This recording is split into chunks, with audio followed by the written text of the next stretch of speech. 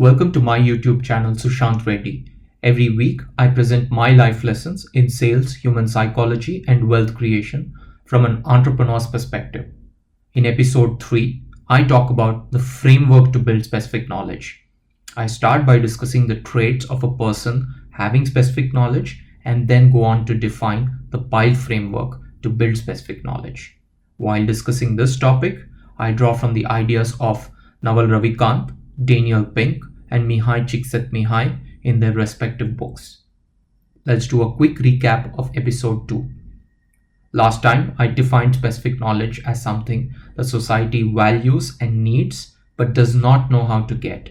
I talked about bigger and faster disruptions in society and how our economy is shifting from the industrial to knowledge to automation era. I discussed the value of standardized and repetitive skills is dropping over time and the value of creative skills is increasing over time. The gap between the two can only be bridged by accumulating specific knowledge. Let's start today by looking at some of the traits of a person building specific knowledge. Specific knowledge is mostly learned and not taught. What can be taught can be outsourced today and automated in future. What is taught usually has a straight line learning. At any point, you know what the next stage is and how to get there. Operators in factories, on-call support teams, aircraft pilots have well-defined processes and SOPs for work. I'm not saying that skill and experience doesn't exist in these jobs. It does. I'm just stating that these jobs have a large degree of standardization and hence low possibilities of acquiring specific knowledge. Path of a person accumulating specific knowledge is much more uncertain and erratic. There is no one to tell you what the next step will look like. You go forward, sideways, backwards, but each step helps you understand your path better. Politicians, entrepreneurs, researchers fall into this category. The second trait relates to asking why you're doing what you're doing. Is the primary motivation a reward or a fear of punishment? Daniel Pink in his book Drive states that motivation 2.0 is where people are motivated by external rewards and punishments. Our current society has evolved from an industrial era where people were expected to perform standardized and repetitive tasks. To motivate people to perform these tasks, society invented external rewards and punishments such as grades, salaries, bonus, layoff, and so on. As we enter knowledge in automation economy, Pink says that humans are increasingly exhibiting motivation 3.0. Motivation 3.0 is about mastery, autonomy, and purpose. I'll talk more about this in episode 8. Key here is specific knowledge needs motivation 3.0 and not just 2.0. It is our desire for mastery, autonomy, and purpose that keeps us motivated along the path of acquiring specific knowledge. Third, when you're on a path of specific knowledge, your real advantage is just being you. Your own progress is a source of joy and gives you the motivation to continue doing what you're doing. If you're constantly benchmarking yourself against peers or competitors, then you probably are doing something because of FOMO, which is the fear of missing out. There is a lovely Dilbert strip that explains this very well. Continuing on a path where you constantly benchmark yourself will exhaust you and make you quit after some point. Fourth, and I consider this the most important trait, work doesn't feel like work. Work becomes a tool to enjoy and appreciate life. Mihai Csikszentmihalyi gives a deep insight into this beautiful concept called flow. Let's plot our abilities on x-axis and level of challenge on y-axis. I draw two lines in blue. I'll explain what these are in a short while. I'll mark 3 points on this chart. Point 1 is where my skill is way more than the level of challenge I encounter. Point 2 is where my skill is roughly equal to the challenge. And point 3 is when my skill is much lower than the challenge I face. When I'm way better than the challenge at hand, I will get bored easily. When my skill matches the challenge at hand, I am stimulated. And when the challenge is way beyond my skill levels, I am anxious and enter into a state of panic. When your learning is in the zone between the blue lines, you keep moving in this channel. You'll find your happiness in continuously improving yourself and by solving increasingly complex challenges. This zone between the two blue lines is the state where you achieve flow. Here's what Mihai says about this state. Flow is being completely involved in an activity for its own sake. The ego falls away. Every action, movement, and thought follows inevitably from the previous one, just like playing jazz. So here's a checklist that helps you analyze your specific knowledge. 1. Do you spend less than 25% of your time on standardized tasks? If someone stops payment tomorrow, would you still continue doing what you're doing right now? Would your decision depend on what your competitors or peers do? And is your work in itself a source of your happiness, or is that source something else, say family or hobby or a sport? If your answer for most of these questions is a yes, then you're surely on a path of accumulating specific knowledge. Let's now move to a framework to build specific knowledge. I call it the P.I.L.E framework. Persist, iterate, learn, and eliminate. Let's take each component in the reverse order. The first component of P.I.L.E framework is elimination. Naval Ravikant makes a bold statement that 99% of our life is a waste, but necessary. What he means is 99% of our time gets spent in eliminating things we don't want and getting to that 1% that we do want for the rest of our lives.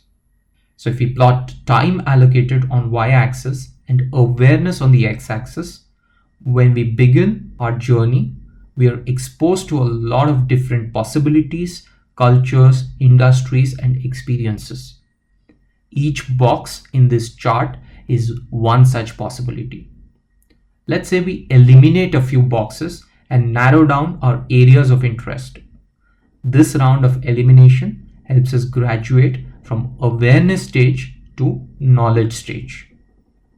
Now we spend more time on limited areas of interest and further narrow down our choices. This round of elimination helps us graduate from knowledge stage to specific knowledge stage. Now we start to combine knowledge, experience, networks, personal skills to accumulate specific knowledge. If we know something will not work, we should not spend even an ounce of energy on that something. Having a strong elimination process can save us tons of energy, time, and effort on distractions and channelize on resources on that 1% and go all in into that 1%. The second component of P.I.L.E framework is learning. If you plot time on the x-axis and learning on the y-axis, you will see that for the first 14 years at school, we spent in learning the foundational stuff. We learn language, physics, math, biology, and social sciences. The next 4 years of undergraduation has a slightly steeper learning curve where we usually pick a field of study such as engineering, medicine, arts, commerce, etc. In the next 4 to 5 years, we do a master's or a PhD where we get into even more specifics and build knowledge in niche areas. Learning curve is probably the steepest during this phase. And then we join the workplace. So just when the learning curve starts to give us the benefits of compounding, we end up flattening the curve and losing all the benefits accrued over 20 years. Since society demands new skills at a rapid pace, it is imperative that we constantly invest in learning regardless of the work demands. Constant learning will create a huge compound effect on specific knowledge and will surely create wealth opportunities over a career spanning 30 to 35 years after college. Third component of P.I.L.E framework is iteration. A critical element of specific knowledge is to have a certain degree of failure embedded into the process. If you haven't failed in your field of work, you probably aren't going beyond what society has already solved for. And society won't pay you for something it already knows. Anything worthwhile in long term won't be easy upfront and demands a minimum failure rate. Only once you iterate and go past these hurdles will you be able to accrue specific knowledge. In his book Creativity, Ed Catmull, the co-founder of Pixar, explains how the company has profoundly benefited from an iterative approach towards animation. Pixar pioneered the concept of short films before starting a big production. This helped them get invaluable feedback even before a project starts. During production, they have a concept of dailies where directors spend time every day with creative teams to give meticulous feedback on incomplete character sketches and storylines. After a big project is released, the entire team spends hours doing a post-mortem to identify what worked and what didn't. This zeal for constant feedback and iteration has made Pixar one of the giants in animation industry. It's a great book and I recommend everyone to read it. Fourth and the last component of P.I.L.E framework is persistence. Building specific knowledge takes time.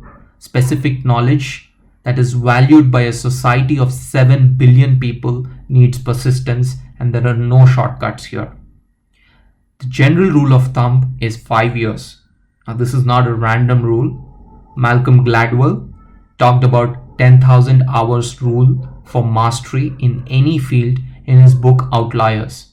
If you assume 8 hours a day, 5 days a week for 52 weeks, you get just under 5 years to finish those 10,000 hours.